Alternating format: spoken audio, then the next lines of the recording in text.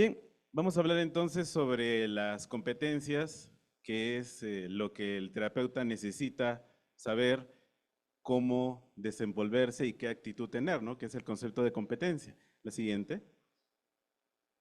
¿Qué vamos a abordar durante estos minutos? El impacto que tienen los grupos terapéuticos, los requisitos que tiene un facilitador de grupos, qué características debe tener ya el facilitador de grupos y algunas intervenciones normativas, es decir, las normas que se generan en grupo y otras prácticas. Con calma, con paciencia, Néstor. Tenemos tiempo. ¿Qué pasa en los grupos? Ahora sí. Las personas en los grupos tienden a reproducir los patrones relacionales que han aprendido desde su infancia. Esto es inevitable, es algo que necesitamos entender que va a suceder así. Y esas son invitaciones a actuar y responder de determinada manera a como lo han aprendido. Por lo tanto, cualquier invitación que hagan las personas para poder comportarse de tal y cual manera, el terapeuta necesita identificarlo como una expresión de su aprendizaje. Y buscan incorporar a las personas con las cuales están en grupo a esos patrones relacionales, incluido el terapeuta. Si hay un patrón relacional crítico, entonces va a haber algunas actitudes, no necesariamente con palabras, sino hasta con gestos o con silencios de crítica hacia el terapeuta para que reaccione de esa manera. O querer congraciarse o decir que el terapeuta es lo máximo, ¿no? Usted es maravilloso, usted me cambió la vida, ¿no? De tal manera que el terapeuta, si tiene alguna deficiencia afectiva y no ha valorado lo que es este tipo de patrón relacional, pudiera más bien poner más atención a determinado integrante del grupo cuando no es conveniente. El siguiente. Entonces el facilitador necesita estar muy atento a ello, ya se ha repetido constantemente en estas exposiciones, y comprender la resistencia al cambio que se va a dar de todas maneras. No es fácil cambiar. Recuerden de que como individuos, como seres vivientes, lo que hemos hecho durante toda nuestra vida ha dado como resultado el éxito de estar vivos. Y eso significa que lo que hemos hecho ha tenido éxito. Por lo tanto, el cambiarlo implica reevaluar lo que he entendido como que es la vida, mi identidad, las relaciones y las personas. Entonces necesitamos invitar a Néstor a que retroceda un poquito y hacerlo de manera consistente para una expresión de conductas que ahora sí faciliten el bienestar en el grupo. En una de las conferencias de la mañana se mencionó que es como si fuese un laboratorio relacional, un grupo terapéutico, para que después esas experiencias la trasladen a sus respectivos ámbitos o roles. Sin embargo, necesita ser lo suficientemente potente esta experiencia como para que sea generalizable. Si no, solo va a quedar como un buen recuerdo. Entonces, el terapeuta necesita estar muy atento, ser constante y repetir constantemente estas conductas. Muchas veces la actitud, las respuestas, los gestos del terapeuta es una manera de modular y moldear las conductas de las personas que están en el grupo. La siguiente. Vamos a ver dos formas de entender lo que pasa en los grupos. La siguiente, con una conducción competente, es decir, cuando el terapeuta, el facilitador ha sido capacitado y es competente en lo que hace, lo que va a suceder es que al siguiente, hay una complementación y potenciación de la terapia individual, ¿no? La terapia grupal no es no es o la terapia individual, sino que ambas se complementan. Entonces, una conducción de grupo lo que va a hacer es que la persona que está haciendo terapia individual pueda plasmar dentro de las relaciones que tiene en el grupo esa facilidad de nueva interacción. La siguiente. Identifica y normaliza, entre comillas, el concepto de que no es que esté bien, sino que es parte de la experiencia humana. El ver que estamos comportándonos de una manera que nos va a facilitar entender que los seres humanos podemos estar tristes, molestos, con fastidios, con resentimientos, con dificultades para afrontar un trauma, etcétera. Y que eso es parte de la experiencia humana. A eso se refiere con normalizar. Muchas personas cuando están en la terapia individual, en una intervención de A2, es una intervención en la cual se cohíben mucho de mencionar algunas cosas.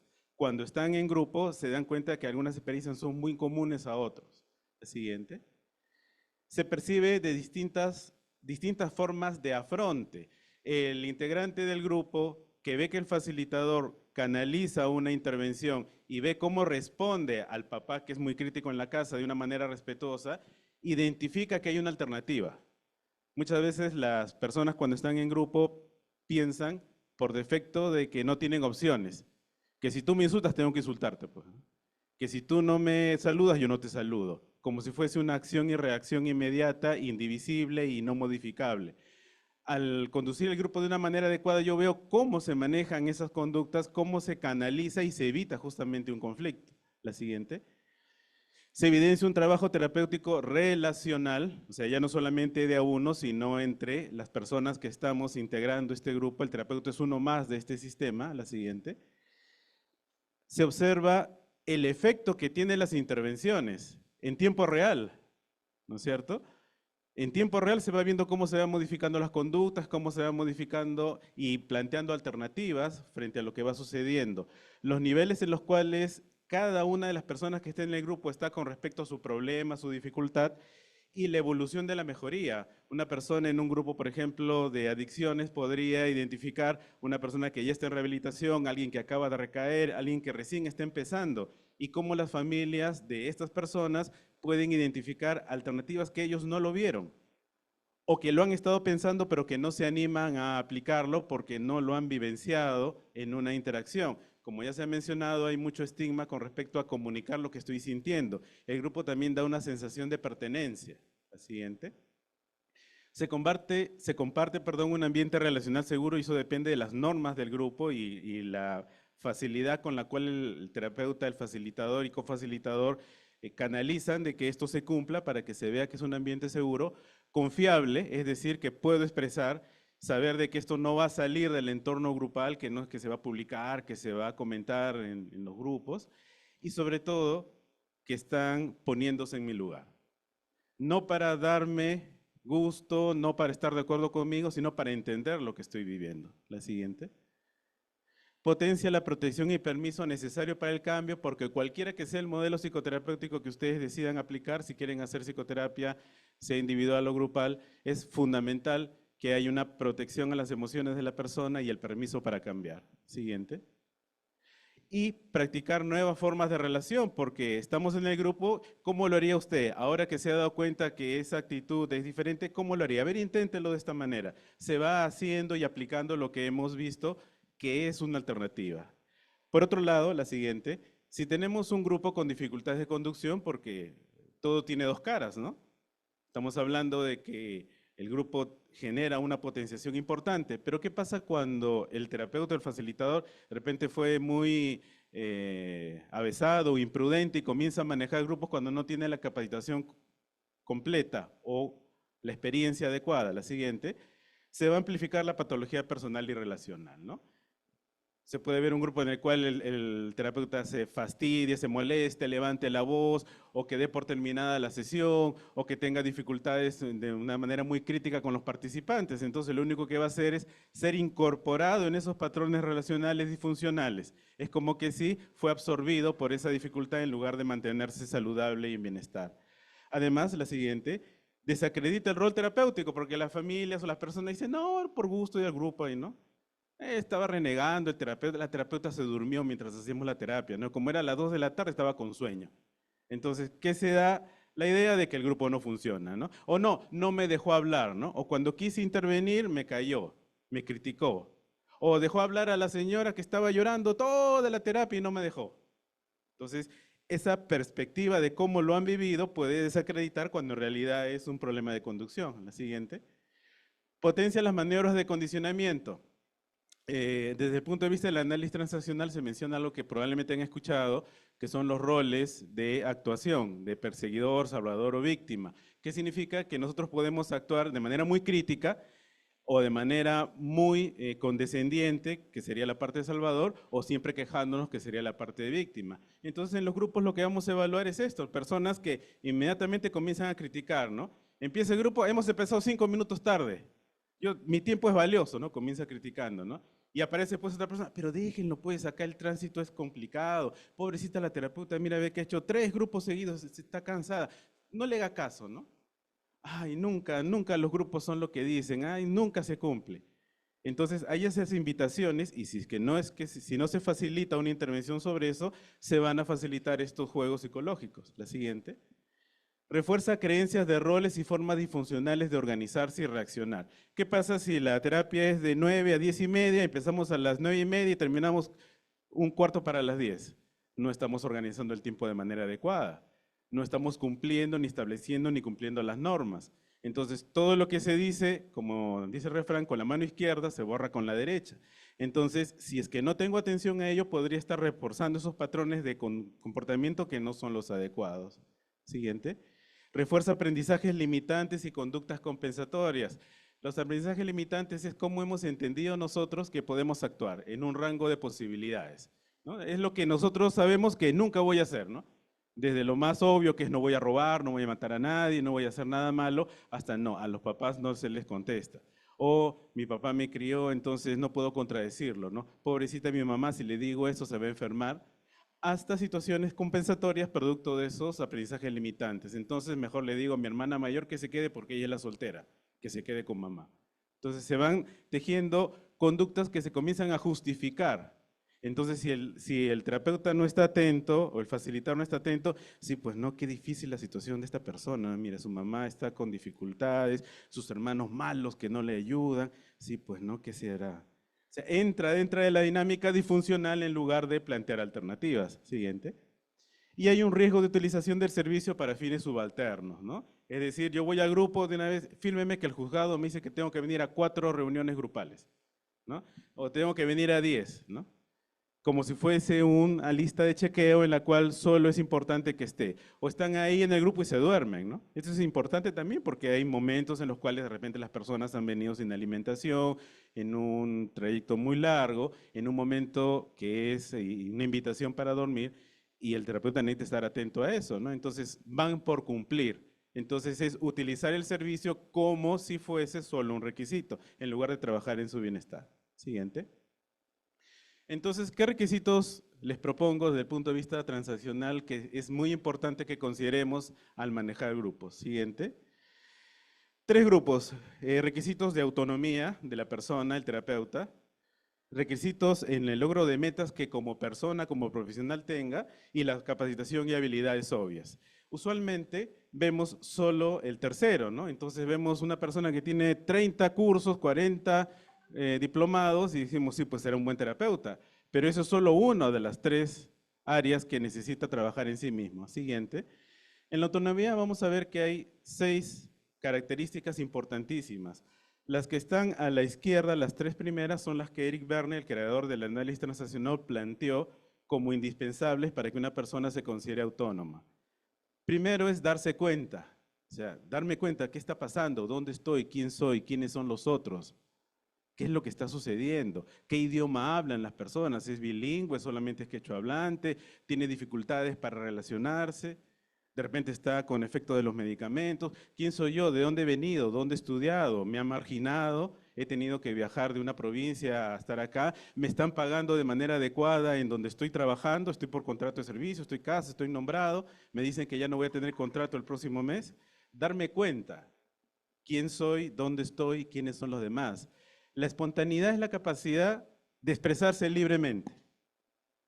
Muchas personas tienen dificultades frente a eso porque piensan que expresar una opinión que podría ser distinta a la que escuchan las autoridades podría ser una falta de respeto, cuando es al revés. Las autoridades necesitan escuchar estos mensajes para que vean alternativas de frente.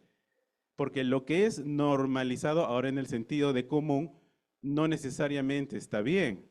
Entonces la espontaneidad implica que el terapeuta sea capaz en el grupo de expresar lo que siente, sea capaz de dar su opinión de manera respetuosa, hacer los silencios que sean necesarios, sin que eso genere la restricción de no, ¿cómo le voy a decir a esta persona si está en un proceso de depresión? No vaya a ser que lo pongo peor, ¿no? Que sería una actitud sobreprotectora. Y la capacidad de intimidad, del punto de vista transaccional, se refiere al hecho de relacionarme con respeto para establecer límites, con confianza para llegar a acuerdos en la misma atención del grupo y la posibilidad de ser empático, entender qué es lo que la persona está sintiendo, cómo es que ha llegado a sentir eso, no necesariamente para estar de acuerdo con él, sino para plantear alternativas.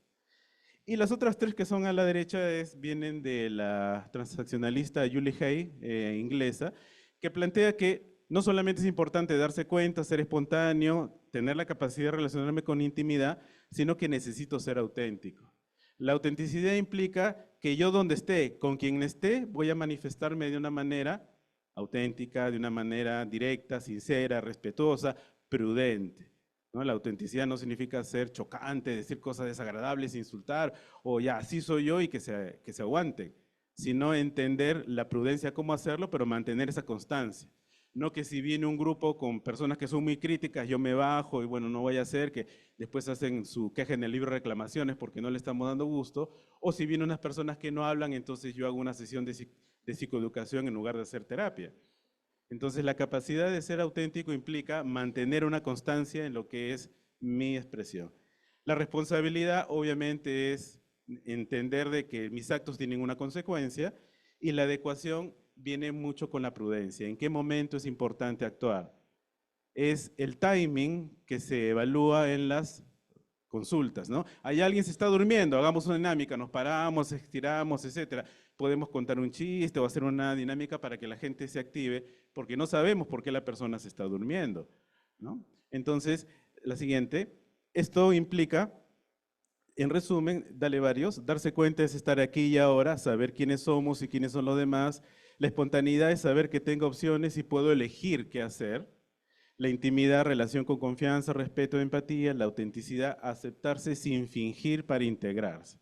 Eso es importante. La responsabilidad, dijimos que es asumir consecuencias y que nosotros actuamos en función de nuestras decisiones, ¿no?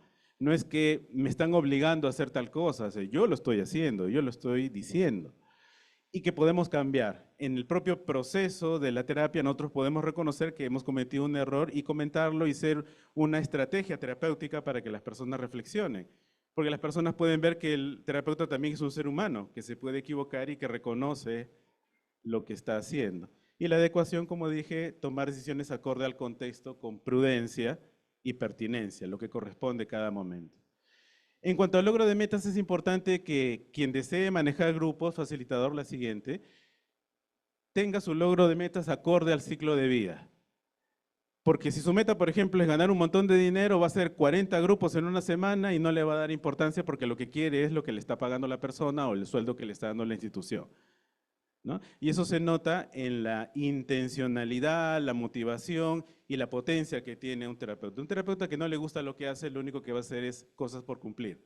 Entonces necesita estar, esas metas, ¿estoy donde quiero estar? ¿Estoy trabajando donde quiero o chamba es chamba?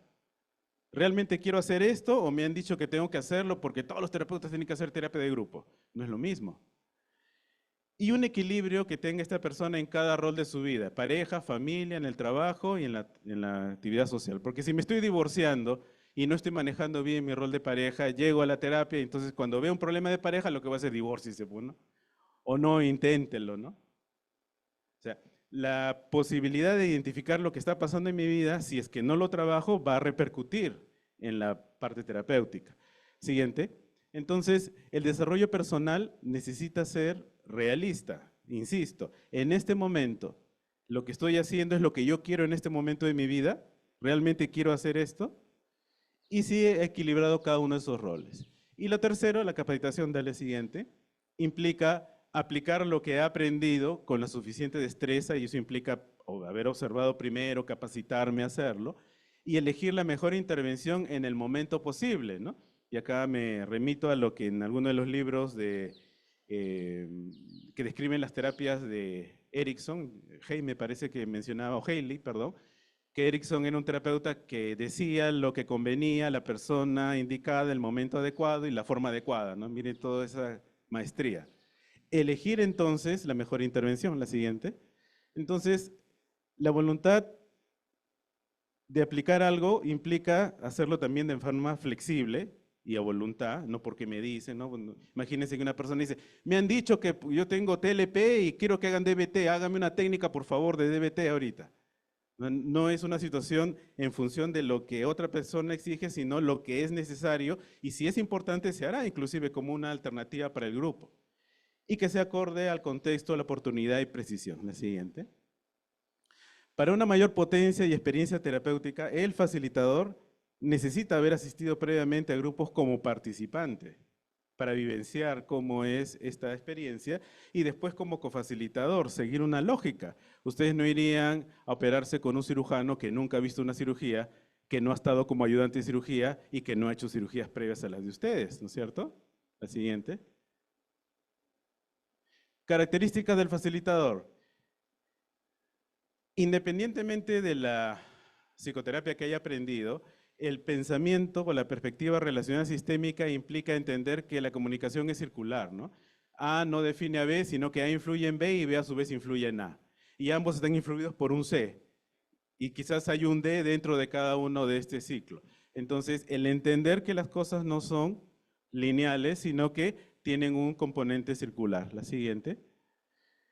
Necesita estar con sus necesidades afectivas cubiertas, porque tenemos un terapeuta que está pasando por un momento difícil en su vida y no ha reflexionado, va a querer pues reconocimiento, ¿no? Como repito, hay personas que van a la terapia con esa intención, ¿no? Usted me va a salvar la vida, usted me va a dar el consejo que necesito, confío en usted. Ay, he esperado 3 meses esta cita de esta terapia grupal, ya hice la terapia individual, ya estoy tomando mis fármacos, he ido a las educación, me faltaba solamente la terapia de grupo. Yo sé que con usted, licenciado, licenciada, doctor, doctora, yo sé que con usted voy a mejorar y con todo el resto de nuestros coparticipantes, como si estuviese buscando la aceptación. Entonces el terapeuta dice, yo pues he hecho 35 grupos, efectivamente, yo tengo la capacidad, yo te voy a mejorar, amiga, amigo.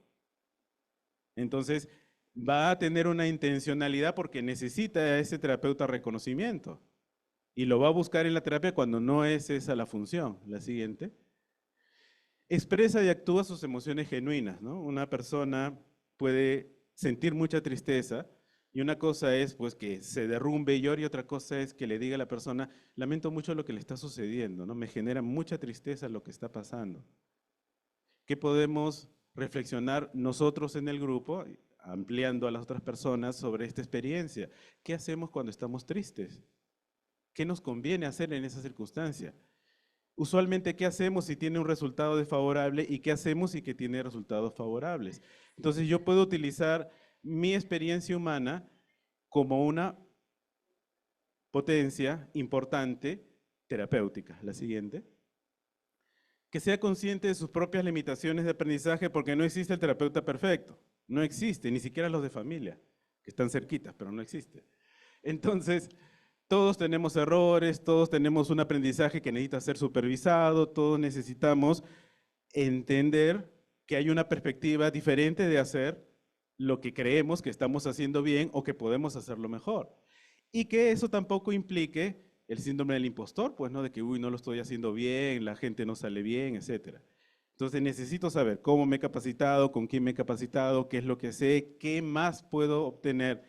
Lo que tampoco significa es hacer pues 35,000 cursos de 35 terapias, sino profundizar en la que me doy cuenta que tiene el mejor impacto dadas mis características. Porque cada persona pues tiene una forma de ser, algunos suelen ser muy dinámicos, otros más cognitivos, otros conductuales, en su manera de actuar me refiero, ¿no? Entonces cada quien tiene que encontrar su propio estilo, no podemos cortar como si fuese una tela a los terapeutas. La siguiente. Estar atento a sus adaptaciones sociales, ¿no? O sea, ¿qué es lo que pasa conmigo cuando yo tengo un problema, ¿no? Cuando estoy apurado, cuando llego tarde, cuando tengo un problema en la casa para llegar, ¿cómo es que yo usualmente reacciono? Porque si no estoy atento a eso, va a repercutir en la atención del grupo. Siguiente. Siguiente. Entonces, esto implica también estar atento al impacto que tienen las intervenciones. O sea, ¿qué es lo que estoy generando yo en el grupo? ¿Qué es lo que está sucediendo? Lo que he hecho ha funcionado, está sirviendo como una experiencia enriquecedora para el resto de personas, quizás no ha tenido el impacto que esperaba, entonces modifico, cambio o pido ayuda al propio grupo, qué cosa es lo que están percibiendo de lo que ha sucedido. Siguiente, identifica opciones, no hay dos terapias grupales que sean iguales, aún sea el mismo grupo, con las mismas personas. Porque cada vez hay circunstancias distintas, el calor, el ruido, los problemas que han sucedido, las posibilidades de tener un esquema de manejo o tema en la sesión no necesariamente va a seguirse si es que aparece un integrante con una situación que ha sido muy impactante en ese momento en la semana, ¿no? La siguiente. Y organiza el tiempo de la sesión, y esto es importantísimo, el tiempo, el tiempo. Yo les recomiendo, hay un artículo de hace unos 15, 18 años en la Anales de Facultad de Medicina de San Fernando, del maestro Pedro Ortiz Cabanillas, que se llama El valor moral del tiempo. El tiempo es un bien importantísimo. Y si no lo valoramos, le estamos dando un mensaje a las familias, a los grupos, que eso se puede disponer como mejor parezca o dependiendo de quién esté. La siguiente, y dale varios, por favor, varios hasta que acabe. Entonces, esto va a generar que va a haber todo un menú de requisitos y de actividades que ustedes van a ver los números ahí que se relaciona como una matriz. Por lo tanto, el facilitador va a respetar y valorar cada intervención, lo cual no significa que haga notar cuando hay una falta de respeto o un quebrantamiento de una norma. Va a facilitar la identificación de sus emociones genuinas, ¿no? Muchas veces le decimos a las personas, ¿cómo se siente? Me siento bien, pero bien no es una emoción. No reconocen, ¿no? O estoy tranquilo, tranquilo no es una emoción, tranquilo es lo que pasa después de la emoción. A veces hay que ayudarles, ¿no? Sientes cólera, molestia, alegría, afecto. Entonces, eso le ayuda a entender que no solamente es un autómata, sino que es producto de un aprendizaje que genera emociones, que dicho sea de paso es el motor principal de los cambios. Facilita un contacto constante con la realidad y la necesidad, ¿no? En este momento, ¿no? ¿Qué es lo que quieres hacer ahora? ¿Qué alternativas tienes ahora? No, es que mi mamá cuando era niño, sí es cierto, eso ha sido una situación limitante. ¿Y ahora qué es lo que piensas hacer? Pero es que no me puedo olvidar. Mientras sigas reflexionando sobre el pasado, vas a limitarte a la opción de avanzar en el presente. Y eso puede ayudar también para que la persona identifique que en su terapia individual necesita trabajar determinadas actividades porque se da cuenta que no es lo mismo al momento de llevarlo al grupo. Evitar entrar en maniobras o condicionamientos que ya mencioné, establecer los límites necesarios, ¿no? Todos los que han tenido experiencia de grupo habrá vivido la experiencia de que habla una persona y comienza a hablar como ametralladora y se hace difícil parar, ¿cierto? Es como que uno está que quiere ahí entrar en el grupo. Entonces uno es necesario que desde el principio se mencione que hay límites y apenas uno se da cuenta que ya manifestó la idea principal o que se está desviando de lo que ella misma quiere decir, en ese momento poner un pare, una transición, validar la importancia de su participación y anotar que es importante que aprenda a simplificar, porque en las familias a veces las mamás le dicen a sus hijos, hijo, siéntate, tu papá y yo estamos todo el día trabajando, lo único que te pedimos es que estudies, no tienes de esto, no tienes... Entonces lo ametrallan al chico y después el chico se queda callado, pues se llame contundente, ¿no? Pero eso no implica de que no se sienta mal, que no sienta fastidio, que no sienta molestia, o que no sienta triste porque todos sus amigos están en la fiesta y él o ella no está. De tal manera de que ese avasallaje en función de la autoridad del padre o hablar un montón es lo primero que necesitamos mantener en el grupo en el límite, ¿no? Para poder dar la opción a otras personas que usualmente no lo hacen. Facilita la protección y el permiso, logra intervenciones potentes. Una intervención potente necesita ser clara, que se entienda, directa, al punto y precisa, lo que en ese momento necesita la persona. O sea, si yo veo que una persona está triste y en ese momento no lo valido, dejo pasar 10 minutos, y por si acaso usted que estaba triste ya se perdió. Es como la justicia que llega tarde, no es justicia. Se necesita ser preciso. ¿Y eso cómo se logra? Con experiencia, viendo los grupos, repitiendo, repitiendo. Acompaña el proceso de cada participante. En el grupo es como si todo fuese un organismo, ¿no? Entonces, yo estoy viendo todo el organismo, ¿no? Si parte del organismo ya se está durmiendo, entonces necesito acercarme y levantar de repente un poquito la voz, no para dejarlo en evidencia que se ha dormido, sino para que reciba un estímulo. O los invito a todos a pararse, a moverse, de tal manera de que sé lo que está sucediendo. Por eso es que grupos de más de 10 personas ya necesitan un cofacilitador para que estén atentos a lo que sucede. Y se regula la emocionalidad de la gestión, ¿no? de la sesión. En muchas oportunidades yo puedo tener un organigrama previo de lo que quiero hacer en la sesión, pero puedo cambiarlo totalmente si es que el grupo tiene un tema que realmente es necesario tocar. La siguiente, flexibilidad. Y la monitorización de normas en los grupos, pásale varios hasta que esté todo. Vamos a ver que empecemos por un acuerdo claro. En la terapia transaccional se llama el contrato terapéutico y en otras terapias también, que significa ¿qué vamos a hacer aquí? ¿No? ¿Para qué estamos aquí? ¿No? En la terapia sistémica se toma toda la primera sesión para hacer lo que se llama el análisis de la demanda, ¿no? ¿Para qué estás aquí? No por qué, sino para qué. Porque el por qué estoy mal, el juez me envió, mi esposa me dice que si no vengo me va a denunciar. Ya, ese es el por qué. Pero ¿para qué? ¿Qué quieres hacer? Muchos se ponen a pensar que no evalúan las consecuencias de lo que quieren. Entonces, el acuerdo necesita ser claro. Este es un grupo terapéutico en el cual vamos a reflexionar sobre lo que nos está sucediendo, vamos a encontrar alternativas, cada uno desde su propia perspectiva, vamos a comunicarnos, etcétera, etcétera, lo que demanden cada una de las intervenciones. Si es con niños, vamos a hacer juegos, vamos a hacer dinámicas, vengan por favor con ropa cómoda, ¿no? Porque de repente viene la señora con tacos, no se va a tirar al suelo así con tacos, sería incómodo para ella. Luego de que se establece un acuerdo, contrato claro, es importante que se ratifique, nunca es redundante, el respeto y los límites que necesita haber en las sesiones de terapia. No es que vamos a ver que de repente alguien falta respeto y intervengo, sino que necesito ya yo ir viendo la dinámica para que no se produzca eso. Porque si bien es cierto, si una persona critica a la otra, después yo puedo hacer una intervención para que eso cambie, yo puedo reiterar la norma del grupo de que cada quien lo hable desde su experiencia. Permanencia del inicio hasta el fin de la sesión, porque hay personas que están en la sesión, se paran, se van al baño, regresan, traen su chisito y se distraen, se salen de la lógica de la sesión. Y esto es importante reiterarlo, ¿no? Nadie está obligado a hacer en grupo algo que no desee. Se le invita a que participe, se le dice los beneficios, pero no se obliga a nadie. Por otro lado, es importante que no existan distracciones en el grupo. Repito, que en un grupo alguien esté comiendo chisitos, comiendo cream cracker, la galleta, va a hacer ruido, va a distraer. Y si hay niños, peor. Y si hay alguien que no ha comido, se va a incomodar. Hay veces que llevan sus bolsas o sus botellas de agua. Parece una cosa tonta, pero realmente distrae, ¿no? Ubicar separados a personas que tengan una relación previa significativa para que no generen esas alianzas, excepto en algunas terapias multifamiliares en las cuales hay niños pequeños, en los cuales no voy a dejar pues al niño pequeño lejos de su padre, ¿no? No formar relaciones de pareja en el grupo, y eso tiene que ser bien claro. Es más, ni siquiera la idea es que se forme amistad, porque ¿para qué estoy? ¿Para ser amigos? Esto no es una actividad social, mucho menos para ser pareja. Y en el centro de verde es importante reiterar a las personas que se expresen en primera persona. Lo que estás escuchando en el otro, ¿qué te hace recordar a ti? ¿Qué es lo que tú estás evocando? ¿Qué es lo que reflexionas al respecto para ti? Porque trabajamos en grupo, pero para tu beneficio. Porque si no, otras personas son los típicos consejeros. Yo te recomiendo que te separes, amiga, ese hombre no te conviene, ¿no?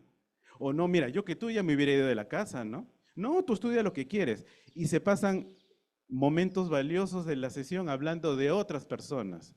Hay veces que las personas van a grupo con sus fantasmas, ¿no? Comienzan a hablar de su mamá, de su tío, de su hijo cuando no está. A veces el terapeuta podría hacer una intervención libre de que vamos a tener 3 sillas más aquí porque usted siempre trae a su mamá, a su abuela y a su sobrino y estamos trabajando, por lo menos que intervengan directamente, ¿no? Trabajar sobre un problema claro que es la conducta. Todos tenemos pensamientos, emociones y conductas, pero lo que se va a notar en el cambio es la conducta. Necesitamos identificar, ¿eso cómo va a cambiar? No, es que yo ya no quiero renegar más, pero ¿qué quiere hacer en lugar de eso? ¿No? Y enfocarse en el aquí y en el ahora, porque aquí y ahora es donde vamos a hacer el cambio, no allá y entonces ni en el futuro. La siguiente, de tal manera de que lo que se trabaja en el grupo no se comente fuera del mismo, porque es distinto trabajar sobre algo que se ha dicho en la familia, conversando con los amigos, donde no está el facilitador para poder modular lo que se entienda de eso. Y esto es importante, no es que estemos en una secta, ¿no? No es que estemos en un secretismo, sino que es importante entender la modulación. Es como un partido en el cual no hay árbitro. Puede generar muchos problemas, no porque el terapeuta sea un árbitro, sino por el hecho de que hay alguien que está monitorizando lo que sucede, ¿cierto? Dicho sea de paso, en algunas terapias buscan que el terapeuta sea juez, ¿no? Que decida, ¿no? Tampoco es conveniente. Siguiente. Algunas pautas generales para el desarrollo de las sesiones, dale varias por favor, Néstor. Empezar puntual y con reflexiones de los participantes, la motivación. Terminar puntual y con invitación a aplicar lo aprendido. Si alguien no participó, decir, ¿no? He notado que hay personas que han decidido no participar esta vez. Los invito a que reflexionen sobre lo que han visto esta semana y que puedan darnos su opinión la siguiente vez. Recuerden que estamos aquí atentos para escucharlos. Empezar puntual y terminar puntual también es fundamental. Desarrollo claro y directo del motivo de la sesión, o si es que cambiamos porque hubo algo que sucedió, dejar en claro la importancia que eso tiene. Aplicar técnicas para facilitar el reencuadre del problema, es decir, que la persona que está interviniendo en el grupo reflexione que eso que él o ella ha interpretado como un problema, en realidad tiene una perspectiva relacional distinta, o que es solo su perspectiva y que le convendría evaluarlo de una manera distinta. La intervención psicoterapéutica no va a terminar hasta que la persona que participó tenga al menos dentro de su diálogo mental, uy, qué interesante, sí, pues no lo había visto así, ah, caramba. Entonces, es como que en su propio diálogo interior se da cuenta que hay algo diferente, que lo enfoca de una manera distinta. Y eso hacia su responsabilidad y hacia una relación funcional con respeto, confianza y empatía. Facilitar una intervención de los participantes. Circular en la terapia grupal significa que lo que está diciendo una persona aquí pueda enviarse al grupo para que las personas puedan identificar cómo repercute eso en ellos y como una oportunidad de aprendizaje para todos. Preguntas, los silencios son importantes. Los terapeutas inexpertos que recién están empezando no le tengan miedo al silencio. Un silencio largo es de 3 minutos.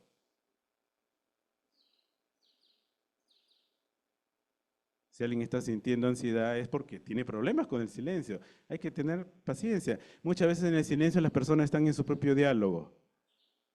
Si se prolonga mucho, ¿qué están pensando? ¿Alguien quiere comentar o compartir lo que ha reflexionado? Y estímulos sensoriales adecuados, ¿no? Si hace calor, poner un ventilador, si es que hace frío, cerrar la puerta, facilitar unas intervenciones de dinámicas, por ejemplo, de recuerdos, hacer una sesión de repente, si que la persona está muy tensa, de respiración muy breve para que identifiquen cómo pueden relajarse, etcétera. Facilitar que los participantes apliquen en sí mismos el trabajo realizado, una invitación constante, ¿no? ¿Y eso cómo lo puedes aprovechar tú? Para ti, para ti. No, yo he venido por mi hermano, como dijeron en una terapia anterior. Ya, ese fue el inicio, pero ahora que está aquí, ¿cómo lo puede aplicar a usted? Resaltar los progresos. Qué bueno que está haciendo eso, me da mucho gusto que le haya dicho eso a su padre, qué bien que está interviniendo, dar un reconocimiento para que la persona se perciba validado en lo que está haciendo, no en la potencialidad, sino en lo que ella hace. Ignorar las invitaciones a juegos, por ejemplo, una persona puede decir, ay, que se abanica, ¿no? Queriendo llamar la atención, ¿no? Que no lo hace a propósito, sino porque muchas veces así se comporta. Entonces, no valor, oiga, no se abanique, ¿no? Ignorar algunas intervenciones que no es necesario, sino más bien dar importancia a las personas que están haciendo una intervención valiosa para su propio bienestar. Atención a conductas de todos los participantes. Por ejemplo, yo sé ahorita que hay 3 personas que están durmiendo. ¿Por qué? Porque probablemente algo ha sucedido que les genera cansancio. Sé que unas 4 o 5 están bien atentos. Hay 5 o 6 que me dicen, no le creo nada. Pero es que así es parte del proceso. Cada persona tiene su propia actitud frente a lo que está sucediendo. Y regular el desarrollo de la sesión. Por eso es que es facilitador. Es interesante, ¿no? Porque muchas veces el terapeuta se dice que no es el experto, de tal manera que tiene que ser experto en no parecer experto, para justamente facilitar que las personas se empoderen. Establecer un límite evidente cuando no se respeta una norma, claramente, ¿no? Hemos dicho que hablemos sobre nosotros mismos, ¿no? Esa intervención entiendo que usted la hace porque le parece importante, sin embargo está comentando la conducta de otra persona. Le invito a que reflexione sobre sí mismo. Cuando usted recibe un comentario como el que usted mismo acaba de hacer, ¿cómo se siente? Para que reflexione el impacto que ha tenido. De tal manera que las personas que están en el grupo identifican que el terapeuta está atento a lo que sucede y que si pasa algo me va a proteger en el sentido de validar, no de sobreprotección. Establecer el límite evidente y proteger expresión de emociones. La siguiente. Y no empezar un trabajo terapéutico sensible antes de acabar la sesión, porque hay participantes de grupos que esperan, ya va a pasar 5 minutos para decir, y yo quiero ya. Eso mismo, con eso empezamos la siguiente sesión. Porque si abrimos una puerta a algo que es muy sensible, lo único que vamos a acabar es dando más tiempo o cortándolo. Y la persona, ya ve, yo quería participar y ni me dejó hablar. Es importante entender y replicar esto desde el principio. La siguiente. Y todo esto es importante coordinarlo con el cofacilitador si estuviese disponible, que es la ventaja. La siguiente. Vamos acabando ya. Y siempre es importante que el facilitador, el terapeuta, se cuide a sí mismo. No podemos dar lo que no tenemos. La siguiente, por lo tanto, no pensemos por otras personas. Las personas tienen muchos problemas, desde muy leves a muy graves, pero no quiere decir que no puedan pensar por sí mismos ni que puedan tomar decisiones. Si yo pienso que la persona no está en capacidad de hacerlo, voy a darle la solución y voy a dar un consejo, desde una cosa muy sutil hasta un consejo claramente inadecuado. ¿Por qué? Porque esa es mi experiencia personal de lo que yo pienso. Cada persona tiene su propia vida, su propia posibilidad de desarrollarse y entender qué es lo mejor para él o para ella. Luego de haber visto las experiencias terapéuticas, la siguiente, no hacer más de lo necesario. Termina la sesión, señorita, señorita, su teléfono, o mire que tengo esto, ¿no? Acabó la sesión, acabó.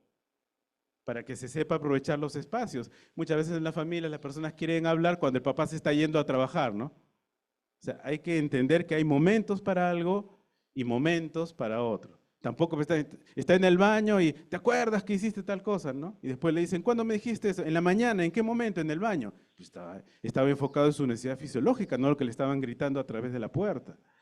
Entonces, no hacer más de lo necesario es entender cuál es mi función, para qué estoy aquí, ¿no? La siguiente, y no hacer cosas que no se disfruten. Porque si una persona está haciendo algo que no le agrada, se va a tensionar, le va a dar dolor de cabeza, dolor muscular, va a terminar su sesión y se va a sentar, ¡ay, qué pesada esta sesión! Una persona podría tener cansancio físico, pasan 10, 15 minutos, ¡ay, qué chévere, tengo otro grupo! Porque me gusta lo que hago. Por lo tanto, no es conveniente que una persona que no le agrade trabajar a nivel relacional maneje grupos, ¿no? Siguiente. Y esto último, entender de que el terapeuta necesita capacitarse permanentemente. Si la capacitación, por ser solo de manera cognitiva, actitudinal, académica, no es suficiente, la siguiente, lo que necesitamos es que haya intercambio de capacitación o coordinación, como estamos haciendo ahora, estamos compartiendo un espacio académico. Si eso no fuese suficiente, supervisión. En la supervisión lo que se hace es compartir con un terapeuta de más experiencia o mínimamente de la misma experiencia que tengo, compartir, discutir casos para ver nuevas maneras de hacer un enfoque. Porque no es que uno termina y ya se convierte como la varita mágica de Pinocho, el mejor terapeuta del mundo. Necesita seguir en supervisión, aunque ya sea una persona experimentada. Es más bien, un terapeuta que dice que ya no necesita supervisión probablemente ya está en un proceso de degeneración. Siguiente. Y finalmente, la terapia personal. Todas las personas que quieren brindar ayuda a otras personas de manera formal, psicoterapéutica, es más, todas las corrientes psicoterapeutas serias lo exigen. Necesita haber pasado por su propio proceso de terapia para entender cuáles son mis debilidades, cuáles son mis fortalezas. Y mínimamente, si todavía no lo he resuelto, por lo menos lo ha identificado.